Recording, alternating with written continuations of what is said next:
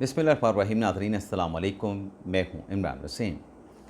नाज़रीन, पार्लिमानी कमेटी ने 30वें chief justice of Pakistan के लिए जस्टिस याह्या अफरीदी के नाम का इंतखाब क्यों किया?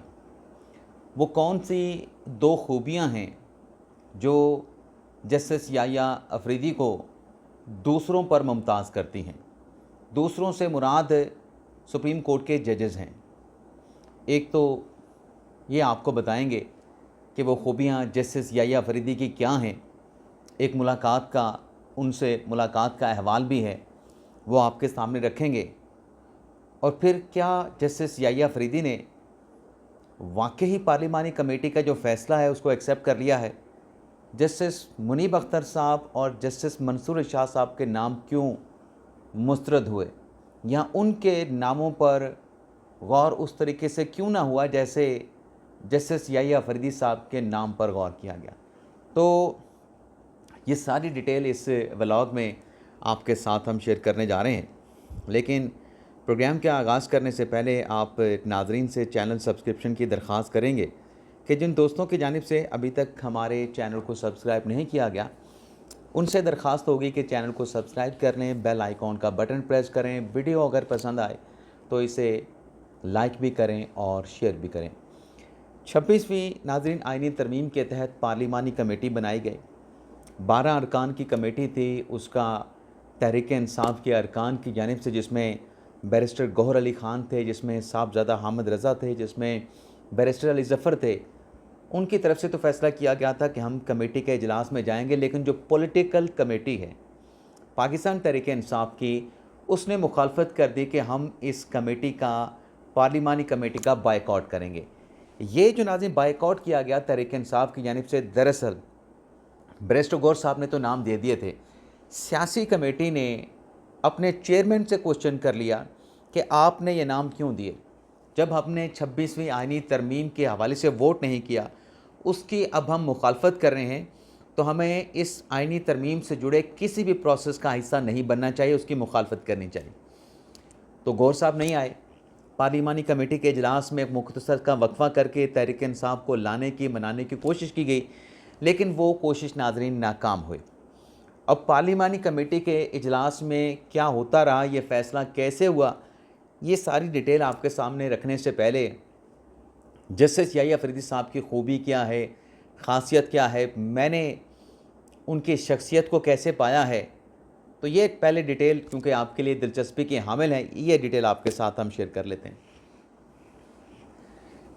नाज़रीन, जस्टिस याह्या अफरीदी साहब,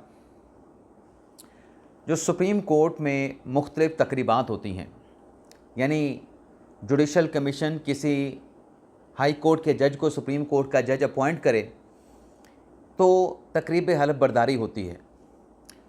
उस तकरीब हलफ बर्दारी के बाद, यानी जब नया जज आके हल्फ उठा लेता है, और उस ओथ टेकिंग में सुप्रीम कोर्ट के जजेस भी होते हैं, सुप्रीम कोर्ट का स्टाफ भी होता है, और हम साफ़ी भी वहाँ पे मौजूद होते हैं। तो जैसी वो तकरीब ख़त्म होती है तो उसके बाद एक चाय का वहाँ पे इंतज़ाम किया जाता है।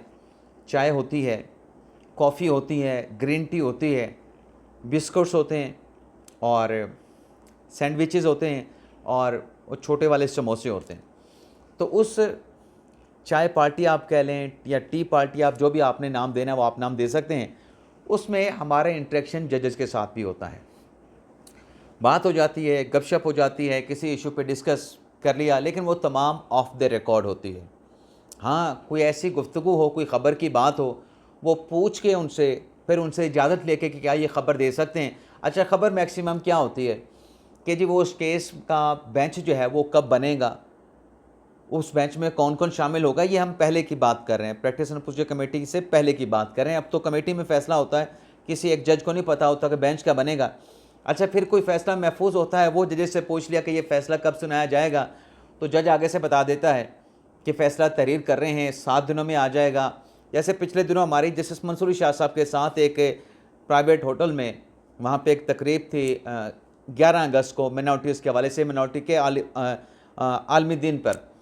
उसमें मंसूर शाह साहब ने से हमने पूछा कि कब तफसीली फ़ैसला आएगा, बल्कि वजाहत का भी पूछा, क्या इलेक्शन कमीशन की दरख्वास्त पे आप वजाहत जारी करेंगे? तो हाँ, अपने मंसूर शाह साहब ने कहा था कि नहीं, वजाहत नहीं, हमारा तफसीली फ़ैसला आ जाएगा और तफसीली फ़ैसले में तमाम वजाहत कर दी जाएगी। तो ऐसे उनके साथ गपशप हो जाती है। तो हमने जो याह्या अफरीदी साहब को पाया, जो उनकी एक खूबी है, जो उनको मुमताज़ भी करती है, मैं उनका कंपैरिज़न जो है याह्या अफरीदी साहब का जस्टिस नासिर मुल्क साहब के साथ करता हूँ। जस्टिस नासिर मुल्क साहब इंतहाई कमगो थे, सोशल नहीं होते थे, यानी इस तरह की तकरीबात में वकला भी आ जाएँ, साफ़ी भी आ जाएँ, किसी के साथ सोशल नहीं होते थे। हाँ, इंसाफ की फरहमी में बेहतरी के हवाले से बात वो कर लेते थे वकला के साथ, लेकिन वो तस्वीरें ज़्यादा नहीं खिंचवाना, फासले पे रहना, ज़्यादा बात नहीं करनी, सलाम किया तो सलाम के बाद बस खामोशी अख्तियार के ठहर गए और उसके बाद क्योंकि वहाँ से निकल जाना याह्या अफरीदी साहब का, क्यों अभी तो चीफ जस्टिस हैं, अभी तो कोई तकरीब होगी तो वहाँ से फ़ौरी तौर पर याह्या अफरीदी साहब के लिए जाना इतना आसान नहीं होगा, बड़ा मुश्किल हो जाएगा जब तक उस तकरीब का इख्तिताम नहीं होता। लेकिन इस तरह की जो तकरीबात मुनक्किद होती हैं उसमें हमने देखा है कि अफरीदी साहब चुपके से निकल जाते हैं। वो कहते हैं पतली गली से निकल जाना, तो अफरीदी साहब चुपके से निकल जाते हैं ताकि लोगों के साथ सोशल ना होना पड़े, गपशप ना होना पड़े। यानी एक ऐसे जज हैं याह्या अफरीदी साहब कि आप कह सकते हैं कि इंग्लिश जज हैं। बरतानिया के जजेस के बारे में कहा जाता है कि वो सोशल नहीं होते, उनकी सोशल लाइफ नहीं होती। तो याह्या अफरीदी साहब के बारे में भी आप ये बात ले सकते हैं कि वो एक इंग्लिश जज हैं। इससे पहले जस्टिस नासिर मुल्क साहब को भी इंग्लिश जज कहते थे और जस्टिस जिलानी साहब को भी इंग्लिश जज कहा जाता था। और वैसे नाज़िम मुनीब अख्तर साहब भी किसी के साथ सोशल नहीं होते, ये भी आपको बता दें। लेकिन दूसरी जो नाज़िम खूबी है याह्या अफरीदी साहब की कि बिल्कुल स्ट्रेट चलते हैं, सीधे, नाक की लकीर में बिल्कुल सीधे, और बाय बुक चलते हैं, कॉन्स्टिट्यूशन के मुताबिक चलते हैं और कानून के मुताबिक चलते हैं। आप अगर याह्या अफरीदी साहब के कुछ माजी के फ़ैसले निकाल के देखें, वैसे आपको थोड़ी सी उनकी प्रोफाइल भी बता देता हूँ कि याह्या अफरीदी साहब जो हैं उनका ताल्लुक़ तो अफरीदी ट्राइब से है और कोहाट से उनका ताल्लुक़ है। मैं किसी दोस्त का देख रहा था, उसने लिखा हुआ था कि उनका डीजी खान से ताल्लुक़ है, तो मैं हैरान हुआ कि यार ये बंदा अफरीदी ट्राइब से ताल्लुक़ रखने वाला, उसके नाम के साथ भी अफरीदी लिखा है, इसको कहाँ वो डीजी खान में उसकी मतलब उसको उनको बॉर्न करा रहा है कि वो डीजी खान में पैदा हुए। एचईसन कॉलेज से पढ़े हैं, पंजाब यूनिवर्सिटी से पढ़े हैं, लाहौर कॉलेज से पढ़े हैं, कैम्ब्रिज कॉलेज से पढ़े हैं और उसके साथ साथ इंटरनेशनल फेलोशिप पर भी जो है वो उनको अवेल कर चुके हैं। फिर अपना उनका चैम्बर भी था अतर मिल्लत साहब के साथ और मंसूर शाह साहब के साथ कुर्बत भी थी, अपना एक चैम्बर भी था। और मैं आपको ये भी बता दूं कि याह्या अफरीदी साहब जब पेशावर हाई कोर्ट के जज थे तो वहाँ से जब भी इस्लामाबाद आते थे पेशावर हाई कोर्ट के जजेस की तैनातियों के सिलसिले में जुडिशल कमीशन के इजलास में शिरकत करने के लिए, तो यहाँ पर इस्लामाबाद का उनका जो क़याम होता था वो जस्टिस याह्या अफरीदी साहब के घर होता था, जस्टिस अतर मिल्लत साहब के घर होता था। अतर मिल्लत साहब इस्लामाबाद हाई कोर्ट के जज और ये पेशावर हाई कोर्ट के चीफ जस्टिस बन चुके थे जब ये उनके घर में आके रहते थे। ये मैं आपको एक ख़बर बता रहा हूँ। दूसरी जो मैंने कहा ना ख़ास बात वो है कि बिल्कुल स्ट्रेट चलते हैं, आइन और कानून के मुताबिक, यानी बाई बुक चलते हैं। अब एक मुलाकात और भी है जो बड़ी यादगार है, एक मेरी है, लेकिन वो मेरी मुलाकात हमारे एक और साफ़ी से मुलाकात के रिएक्शन में थी। हुआ ये था कि हमारे एक साथी लंदन से वापस आ रहे थे, बाय एयर लंदन से वापस आ रहे थे। उस फ़्लाइट में जस्टिस याह्या अफरीदी साहब भी थे। हमारे वो साफ़ी दोस्त जो कि सुप्रीम कोर्ट के रिपोर्टर हैं, वो याह्या अफरीदी साहब के पास गए और उनके साथ जाके सलाम किया। अफरीदी साहब ने उनको पहचानने से इनकार कर दिया। वजह यही कि वो वज़ेदारी और ख़ुद को लिमिटेड रखना, किसी के साथ सोशल नहीं होना, और जो काम है और जो काम के तकाज़े हैं, जो रिक्वायरमेंट है, जो कोड ऑफ कंडक्ट है, उसके अंदर रहना। वो साफ़ी वापस आ गया। उन्होंने कहा जी ठीक है, आप मुझे नहीं पहचान रहे तो फिर मर्ज़ी है आपकी। अच्छा, जब वो वापस आ गया, आके अपनी सीट पे बैठ गया, अफरीदी साहब भी वापस आ गए, वो भी वापस आ गया। तो उस सफ़र के इख्तिताम पर, जो कि लंदन से शुरू हुआ और इस्लामाबाद में आके उसका इख्तिताम हुआ, चंद दिन के बाद कादी फ़ायसल साहब की तकरीब हल्फ बर्दारी थी ऐवान सदर में, बंदियाल साहब की रिटायरमेंट के बाद 17 सितंबर 2023 को। उस हलबर्दारी की तकरीब में वो साफ़ी दोबारा याह्या अफरीदी साहब के पास गया। नहीं, याह्या अफरीदी साहब के पास नहीं गया। उस साफ़ी ने हमें बताया कि मेरे साथ ये हुआ। या वो मेरे साथ खड़े थे, वो साफ़ी ना मेरे साथ खड़े थे। याह्या अफरीदी साहब उस तकरीब हल्फबर्दारी में ऐवान सदर में मेरे पास आए और आके कहा कि वो आपका दोस्त किधर है, मैं उसको ढूंढ रहा हूँ। मैंने कहा क्यों सर जी, क्या हुआ? उन्होंने कहा जी ये मुझे आपका दोस्त जहाज़ में मिला था, मुझे आके पूछा कि क्या मैं आपको जानता हूँ, तो मैंने पहचानने से इनकार कर दिया और आपके दोस्त मेरे से नाराज़ हो गए, मुझे उनसे मिलवाएं, उनको लेके आएँ। यानी जो साफ़ी पूछने के लिए जहाज़ में गया था, मुलाकात करने, सलाम करने, और अफरीदी साहब ने पहचाना या नहीं पहचाना, लेकिन वो हमारे साफ़ी दोस्त के मुताबिक अफरीदी साहब ने नहीं पहचाना था। तो अफरीदी साहब खुद आए और कहा कि उस दोस्त को ढूंढ के लाएं। मुझे वो वाक़या चूँकि दोस्त बता चुका था, तो मैं उसको ढूंढ के लाया अफरीदी साहब के पास या अफरीदी साहब के पास, और वहाँ पे अफरीदी साहब ने क्लियर किया कि मुझे नहीं पता था, मैं माज़रत ख़्वाह हूँ, मैं आपसे माज़रत करता हूँ, मेरी कोई बात आपको बुरी लगी हो तो मैं आपसे अपॉलॉजी करता हूँ। यानी इस तबीयत के वो मालिक हैं। अब ये जो इनका इंतखाब हुआ है, जो दो खूबियाँ मैंने आपको बताई हैं, ये नाज़रीन खूबियाँ इनको फ़ायदा देंगे। और शायद जो पार्लिमानी कमेटी का इजलास हुआ है, इन कैमरा हुआ है, लेकिन मेरी ताईं जो ख़बर है वो ये है कि मौलाना फजल साहब की जमात ने याह्या अफरीदी साहब के नाम की मुखालफत की है और उनकी तरफ से कहा गया कि जस्टिस मंसूर अली शाह को नेक्स्ट चीफ जस्टिस लगाया जाए, 30वां पाकिस्तान का चीफ जस्टिस लगाया जाए। लेकिन जो बाकी अरकान थे उन्होंने अक्सरियत के साथ जो फैसला किया वो याह्या अफरीदी साहब के लिए किया। अब याह्या अफरीदी साहब का जो नाम मुंतखब हुआ और जो बाकी जजेस के नाम जो मुस्तरद किए गए, वैसे तो मंसूर अली शाह साहब भी मेरिट पे थे, सीनियर प्यूनी जज, जस्टिस मुनीब अख्तर भी मेरिट पे थे, दूसरे सीनियर जज, और जस्टिस याह्या अफरीदी साहब जो हैं वो भी मेरिट पे है और तीसरे सीनियर जज थे। लेकिन मुझे जो मेरा एक जो एनालिसिस है कि क्यों मंसूर अली शाह साहब का नाम और मुनीब अख्तर साहब का नाम जो है वो उस तरीके से ज़ेरे गौर नहीं आया और जस्टिस याह्या अफरीदी साहब का इंतखाब कर लिया गया। अभी चंद रोज़ पहले मैंने खबर दी थी कि जो सुप्रीम कोर्ट के जजेस में तलखियाँ हैं उसके ख़ात्मे के लिए जस्टिस याह्या अफरीदी साहब ने बेड़ा उठाया है, ये जिम्मेदारी अपने कंधों पे ली है।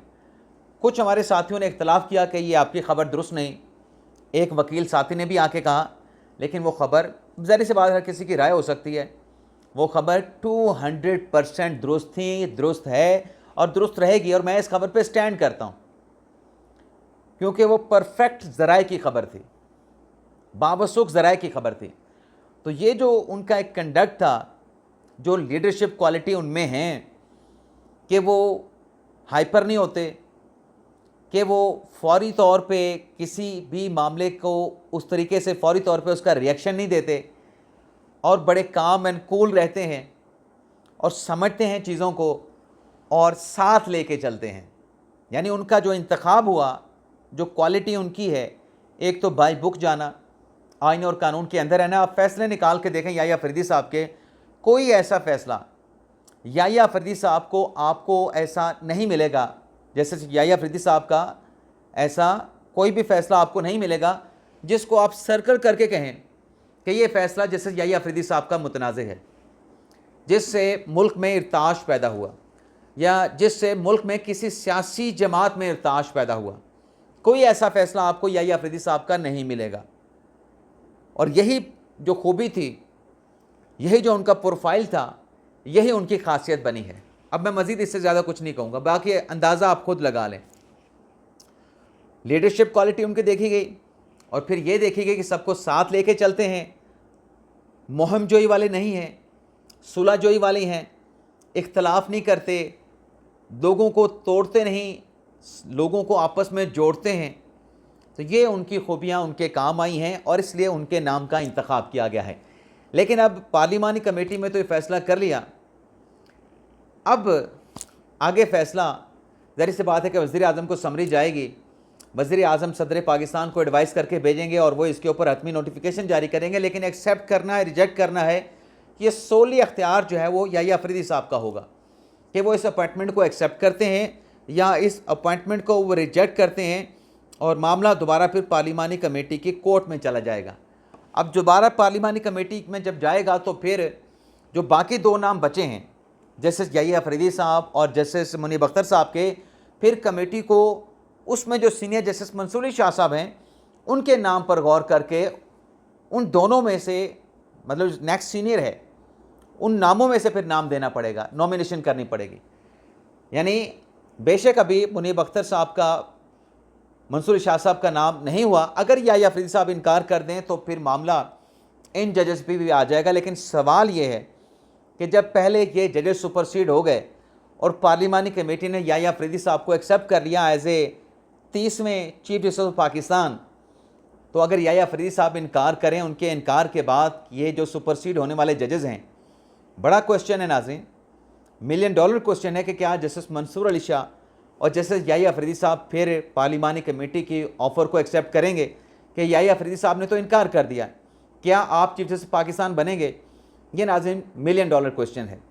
लेकिन अभी तक याहिया अफरीदी साहब ने कंसेंट दी है, कंसेंट नहीं दी, उनकी राय क्या है वो नाज़रीन सामने नहीं आई है। बाकी मैंने आपको पहले भी कहा कि मंसूर अली शाह साहब भी एक बेहतरीन जज हैं और जस्टिस मुनीब अख्तर साहब भी एक बेहतरीन जूरिस्ट हैं, लेकिन जो किस्मत की देवी मेहरबान हुई वो जस्टिस याहिया अफरीदी साहब पे हुई। देखते हैं फर्दर क्या होता है। उम्मीदें तो यही हैं कि जस्टिस याहिया अफरीदी साहब ये ऑफ़र एक्सेप्ट कर लेंगे और 30वें चीफ जस्टिस ऑफ पाकिस्तान का 25 अक्टूबर को जब काजी फैसल साहब रिटायर होंगे तो 26 अक्टूबर को उनकी जो तकरीब हल्फ बर्दारी है वो ऐवान सदर में मुनक़द की जाएगी और सदर आसिफ अली ज़रदारी साहब जो हैं याहिया अफरीदी साहब से चीफ जस्टिस ऑफ पाकिस्तान का हल्फ लेंगे और इस तकरीब में सुप्रीम कोर्ट के जजेस भी होंगे, वफाकी काबीना के लोग भी होंगे, अस्करी क़यादत भी होगी, सियासी क़यादत भी होगी और वज़ीर आज़म पाकिस्तान भी होंगे। इजाज़त चाहते हैं नाज़रीन, अल्लाह हाफ़िज़।